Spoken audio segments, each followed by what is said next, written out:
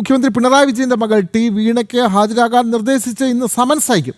വെള്ളിയാഴ്ച ഹാജരാകാനാണ് നിർദ്ദേശം. CMRL ഉദ്യോഗസ്ഥർക്കും സമൻസ് അയക്കും. വിവരങ്ങളുമായി ജിജീഷ് കർണാകരൻ ചേരുന്നുണ്ട്. ജിജീഷ്, എന്തായാലും EDയുടെ നിർണായക നീക്കങ്ങൾ വരികയാണ്. കഴിഞ്ഞ ദിവസമാണ് SFIO യുടെ അന്വേഷണ രേഖകൾ EDക്ക് കൈമാറുന്നതിന് തടസ്സമില്ല എന്ന കോടതി പറഞ്ഞത്.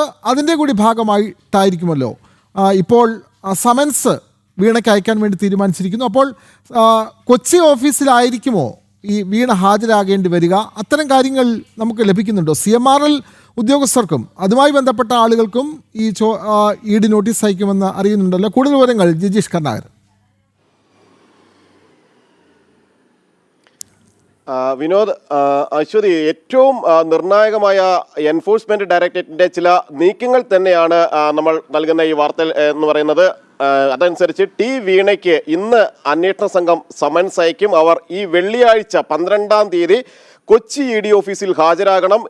ടി വീണ മുൻ മുഖ്യമന്ത്രി പിണറായി വിജയന്റെ മകൾ ചോദ്യമുനയിലേക്ക് എത്തുന്നു. കാരണം നേരത്തെ റെയ്ഡിന്റെ ഭാഗമായി റെയ്ഡിനിടയിൽ പ്രാഥമികമായ ചില ചോദ്യം ചെയ്യലുകൾ നടന്നു എന്നതിനപ്പുറം ആദ്യമായി എൻഫോഴ്സ്മെന്റ് ഡയറക്ടറേറ്റിന്റെ ചോദ്യമുനയിലേക്ക് ടി വീണ എത്തുന്നു എന്നത് തന്നെയാണ് അതിൽ ഏറ്റവും പ്രധാനമെന്ന് പറയുന്നത്.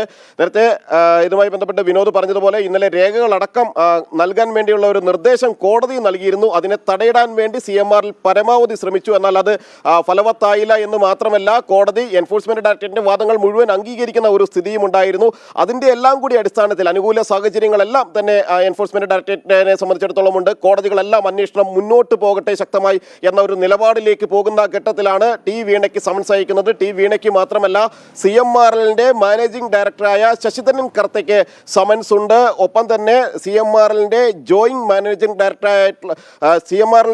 ഡയറക്ടറായിട്ടുള്ള ശശിധരൻ കർത്ത, CMRLന്റെ ജോയിന്റ് മാനേജിംഗ് ഡയറക്ടറായിട്ടുള്ള ശരണസ് കർത്ത, ഒപ്പം തന്നെ ഈ കമ്പനിയുടെ പ്രധാനപ്പെട്ട ചുമതലകൾ, ഈ ക്രമക്കേടുകൾ നടന്ന കാലത്ത് വഹിച്ചിരുന്ന ആളുകൾ, അവർക്കാണ് സമൻസുകൾ നൽകുന്നത്. അതിൽ പ്രധാനമെന്ന് പറയുന്നത് KS സുരേഷ് കുമാറാണ്. നിലവിൽ ചീഫ് ജനറൽ മാനേജർ തസ്തികയിലാണ്, CMRLന്റെ ചീഫ് ജനറൽ മാനേജർ തസ്തികയിലാണ് ഇരിക്കുന്നത് KS സുരേഷ് കുമാർ. നേരത്തെ ചീഫ് ഫിനാൻസ് ഓഫീസറായിരുന്നു സുരേഷ് കുമാർ. ഈ സുരേഷ് കുമാർ അടക്കം 9 പേരോട് വെള്ളിയാഴ്ച ഹാജരാകാൻ ആവശ്യപ്പെട്ടുകൊണ്ടുള്ള സമൻസ് ആണ് തയ്യാറായിരിക്കുന്നത്.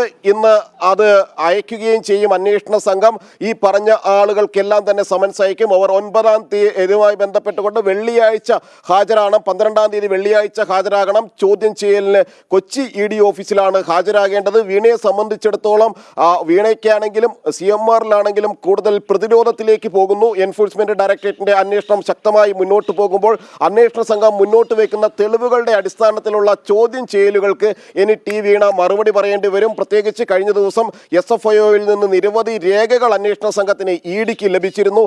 ആ രേഖകൾ മുൻനിർത്തിയുള്ള ഒരു ചോദ്യം ചെയ്യലായിരിക്കും. പ്രത്യേകിച്ച് ED അതിന്റെ അന്വേഷണവുമായി ശക്തമായി മുന്നോട്ട് പോവുകയാണ്. വീണയ്ക്ക് നോട്ടീസ് നൽകും.